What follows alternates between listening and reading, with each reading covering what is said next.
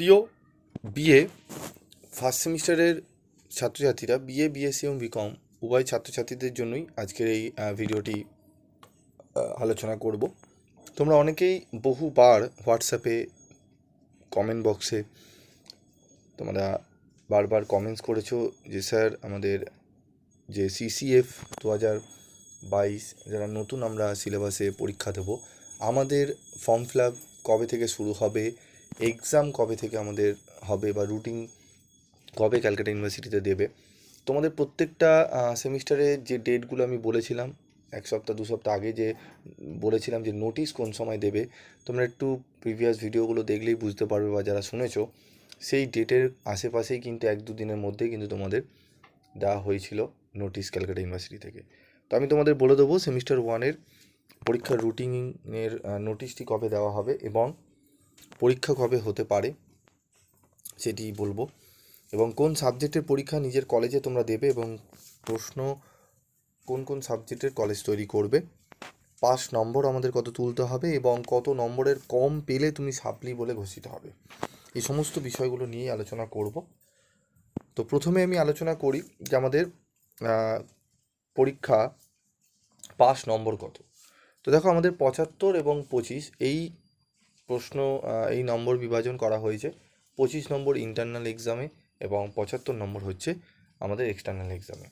কিন্তু এখানে 75-এ আমাদের কত নম্বর তুলতে হবে? তো 75-এ আমাদের 30% হচ্ছে পাস মার্ক, ঠিক আছে? যারা অনার্স তাদের হচ্ছে 40% এবং যারা পাস তাদের কিন্তু 30%। মানে 75-এ আমাদের কিন্তু কত তুলতে হবে? আমাদের তুলতে হবে 23 নম্বর কিন্তু আমাদের তুলতে হবে, ঠিক আছে? এবং আমাদের 25-এ তুলতে হবে কত? 8 নম্বর। 7.5-এ পাস, তবে 8 নম্বর তুলতে হবে আমাদের। দুটোতেই আলাদা আলাদা করে কিন্তু 30% তুলতে হবে। এমন নয় তুমি ইন্টারনাল 25 নম্বরে দিল 25 পেয়ে গেলে, আর ওদিকে তুমি ধরো ভাবলে যে আমি আর 5 তুলে নেবো 75-এ, তাহলে পাস করে যাব, তা কিন্তু নয়। দুটোতেই কিন্তু নাম্বার তুলতে হবে, একটিতে 23 এবং একটিতে 8 নম্বর। বোঝা গেল? এবার হচ্ছে আমাদের পরীক্ষা কবে হবে, কবে নোটিশ দেবে সেগুলো তো বলবোই। তার আগে তোমরা একটু বিষয়টি ভালো করে বুঝে নাও এবং কোন কোন সাবজেক্টের প্রশ্নপত্র কলেজ তৈরি করবে এবং কোন কোনগুলো ক্যালকাটা ইউনিভার্সিটি, এবং কোন কোন সাবজেক্টের পরীক্ষা তোমরা কলেজে দেবে।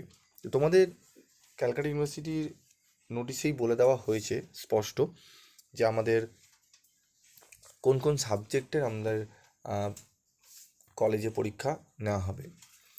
সাবজেক্টগুলো হচ্ছে IDC paper, IDC, SEC, Aisi এবং সিভিএসি, কমন ভ্যালু অ্যাডেড কোর্স, যার মধ্যে দুটো সাবজেক্ট রয়েছে, একটি হচ্ছে ইএনভিএস এবং আরেকটি হচ্ছে কনস্টিটিউশনাল ভ্যালু, ঠিক আছে? মোট আমাদের 7টি সাবজেক্ট কিন্তু পড়তে হবে। অনেকে কেউ বলছো 5টা, কেউ বলছো 6টা বলেছে, আমি জানি না কি মারফতে বলা হচ্ছে, তো তাদেরকে আমি সদুত্তর দিতে পারিনি। 7টি সাবজেক্ট দিতে হবে, ক্যালকাটা ইউনিভার্সিটি স্পষ্টত বলে দিয়েছে 7টি সাবজেক্ট কী কী আমাদের। একটি হচ্ছে আইডিসি, 2 নম্বর হচ্ছে এসইসি, 3 নম্বর হচ্ছে এইসি, 4 নম্বর হচ্ছে ইএনভিএস, 5 নম্বর হচ্ছে কনস্টিটিউশনাল ভ্যালু, এবং যারা অনার্স ক্যান্ডিডেট রয়েছে তাদের CC1 CC2 পেপার, এবং যারা জেনারেল ক্যান্ডিডেট রয়েছে তোমাদের মেজর 2টো পেপার দিতে হবে, ঠিক আছে? মোট 7টি পেপার। এবার বলবো যে কলেজে কোন পেপারের পরীক্ষাগুলো হবে। কলেজে যে পেপারের পরীক্ষাগুলো হবে সেটি হচ্ছে আইডিসি, এসইসি, এইসি এবং কমন ভ্যালু অ্যাডেড কোর্স, মানে ইএনভিএস এবং কনস্টিটিউশন ভ্যালু।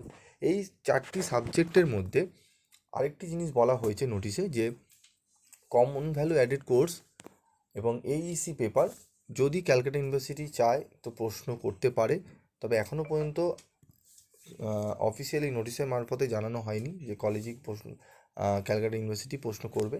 তবে কলেজের ওপরই এখন দায়িত্ব দেওয়া হয়েছে, সেক্ষেত্রে কলেজেই তোমাদের কিন্তু প্রশ্নপত্র সেট করবে এবং কলেজেই তোমরা পরীক্ষা দেবে, ঠিক আছে? এবং খাতাপত্র চেক করবেন কলেজের যে স্যার ম্যাডাম রয়েছেন ওনারাই চেক করবেন, ঠিক আছে? তো বোঝা গেল? তো 4টি পেপার ভালো করে বুঝে নাও, SEC, IDC, CVAC, common value added course, এবং আমাদের আরেকটি হচ্ছে এইসি, ঠিক আছে? এবং ওএমআর সিটে পরীক্ষা হবে কিন্তু একটি পেপার, সেটি হচ্ছে এইসি। শুধুমাত্র এমসিকিউ বেস পরীক্ষা হবে, তোমাদের ওএমআর শিটে পরীক্ষা দিতে হবে। ঠিক আছে, বোঝা গেল। এরপর আমরা আলোচনা করব কবে আমাদের পরীক্ষা নোটিশ দেওয়া হবে যারা নিউ সিলেবাসে পরীক্ষা দেবে।